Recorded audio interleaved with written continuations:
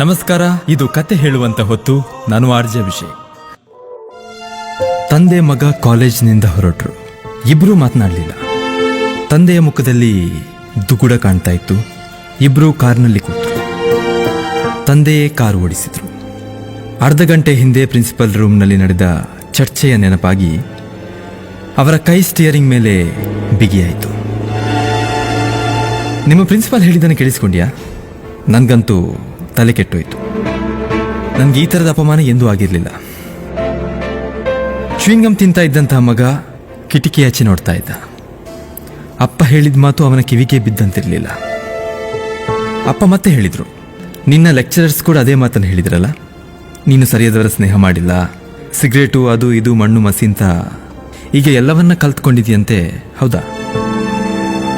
ಅಯ್ಯೋ ಇಲ್ಲಪ್ಪ, ನೀನು ಸುಮ್ಮನೆ ವಿಷಯವನ್ನು ದೊಡ್ಡದು ಮಾಡ್ತಾ ಇದ್ದಿ. ಈ ಪ್ರಿನ್ಸಿಪಾಲ್, ಲೆಕ್ಚರರ್ಸ್ ಎಲ್ಲರ ಬಗ್ಗೆ ಕೂಡ ಹೀಗೆ ಹೇಳ್ತಾರೆ. ನಾವು ಸಣ್ಣವರಾಗಿದ್ದಾಗ ಹೇಗಿದ್ದು ಈಗಲೂ ಕೂಡ ಹಾಗೇ ಇರಬೇಕು ಅಂತ ಅವರು ಅಂದ್ಕೊಳ್ತಾರೆ. ಮಗನ ಈ ಮಾತನ್ನು ಕೇಳಿದ ತಂದೆ ಹೇಳ್ತಾರೆ, ಅವರು ಕೊನೆಗೆ ಹೇಳಿದಂಥ ಮಾತು ನಾನು ಮರೆಯೋದಿಲ್ಲ. ನಿಮ್ಮ ಹುಡುಗ ದಾರಿ ಬಿಟ್ಟು ಹೋಗ್ತಾ ಇದ್ದಾನೆ, ಅವನು ಹೀಗೆ ಮುಂದುವರಿದರೆ ಅವನಿಗೆ ಯಾವ ಭವಿಷ್ಯವೂ ಇಲ್ಲ, ಅವನನ್ನು ಕಾಲೇಜ್ನಿಂದಲೇ ಹೊರಗಾಕಿ ಬಿಡ್ತೀವಿ ಎಂದು ಹೇಳಿದ್ದು ನಿನಗೆ ಕೇಳಿಸ್ತಿಲ್ವಾ? ಹೌದಪ್ಪ, ನಿಮಗೆ ಅಭಿಮಾನ ಬರುವಂಥ ಯಾವ ಕೆಲಸವನ್ನು ನಾನು ಮಾಡಿಲ್ಲ, ನಿಜ. ನನಗೆ ಸ್ನೇಹಿತರ ಕಂಪ್ನಿ ಬೇಕು, ಪಾರ್ಟಿ ಬೇಕು ಅನಿಸುತ್ತೆ, ಅದನ್ನು ಬಿಡೋಕ್ಕಾಗೋದಿಲ್ಲ. ಆದರೆ ಅಪ್ಪ, ನೀವು ಚಿಂತೆ ಮಾಡಬೇಡಿ, ನಾನು ದಾರಿ ತಪ್ಪಿದ್ದೇನೆ ಅಂತ ನಿಮ್ಗೆ ಅನಿಸುತ್ತಲ್ಲ, ನಾನು ಹೇಗೋ ಮತ್ತೆ ಮರಳಿ ದಾರಿಗೆ ಬಂದೇ ಬರ್ತೇನೆ. ಕಾರ್ ಚಲಿಸ್ತಾ ಇತ್ತು. ಸ್ವಲ್ಪ ಸಮಯದ ನಂತರ ಮಗ ಹೇಳಿದ, ಅಪ್ಪ, ನಿಮ್ಮ ತಲೆ ಎಲ್ಲಿದೆ? ಮನೆಗೆ ಹೋಗೋದಕ್ಕೆ ಎಡಗಡೆ ತಿರುಗಬೇಕಿತ್ತಲ್ಲ, ನೀವು ಹಾಗೆ ಮುಂದೆ ಬಂದ್ರಿ. ಅಪ್ಪ ಹೇಳ್ತಾರೆ, ಪರವಾಗಿಲ್ಲ, ಸ್ವಲ್ಪ ಮುಂದೆ ಹೋಗಿ ಮುಂದಿನ ತಿರುವಿನಲ್ಲಿ ಕಾರು ತಿರುಗಿಸ್ತೇನೆ. ಮತ್ತೆ 1-2 ಕಿಲೋಮೀಟರ್ ಮುಂದೆ ಹೋದಾಗ ಮಗ ಮತ್ತೆ ಕೂಗಿದ, ಅಪ್ಪ, ನೀವು ಏನು ಮಾಡ್ತಾ ಇದ್ದೀರಾ? ಎಡಗಡೆಗೆ ಕಾರನ್ನು ತಿರುಗಿಸದೆ ಮುಂದೆ ಹೋಗ್ತಾ ಇದ್ದೀರಲ್ಲ. ಕಾರು ಸಾಕ್ತಲೇ ಇತ್ತು. ಮಗ ಕಳವಳದಿಂದ ಹೇಳಿದ, ಅಪ್ಪ, ನಾವು ಹೀಗೆ ಸಾಗಿದ್ರೆ ಮರಳಿ ಮನೆಗೆ ಬರೋದು ಕಷ್ಟ.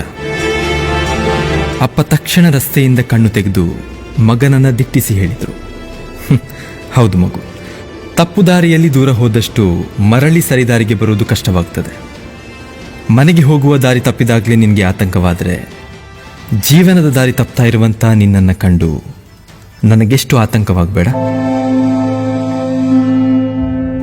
ಅಪ್ಪ ಹೇಳಿದ ಈ ಮಾತು ಮಗನಿಗೆ ಅರ್ಥ ಆಯ್ತೋ ಇಲ್ವೋ ಗೊತ್ತಿಲ್ಲ, ಆದರೆ ಈ ಮಾತನ್ನು ಇವತ್ತಿನ ಯುವ ಸಮುದಾಯ ಅಗತ್ಯವಾಗಿ ಅರ್ಥ ಮಾಡ್ಕೊಳ್ಬೇಕಾಗಿದೆ. ಜೀವನದ ಸೆಳೆತಗಳ ಆಕರ್ಷಣೆಗಳ ಹಿಡಿತ ಯುವ ಸಮುದಾಯದ ಮೇಲೆ ಬಿಗಿಯಾಗುವುದು ಸುಲಭ. ಹಾಗಾದಾಗ ಅವರು ತಮ್ಮ ಬದುಕಿನ ಸರಿಯಾದ ದಾರಿಯನ್ನ ಮರೆತು ಬೇರೆಡೆಗೆ ಹೋಗುವುದು ಉಂಟು. ಎಷ್ಟು ಬೇಗ ತಪ್ಪನ್ನು ಸರಿಪಡಿಸಿಕೊಂಡು ಸರಿದಾರಿಗೆ ಬರ್ತಾರೋ ಅಷ್ಟು ಅವರ ಜೀವನಕ್ಕೆ ಒಳ್ಳೆಯದು.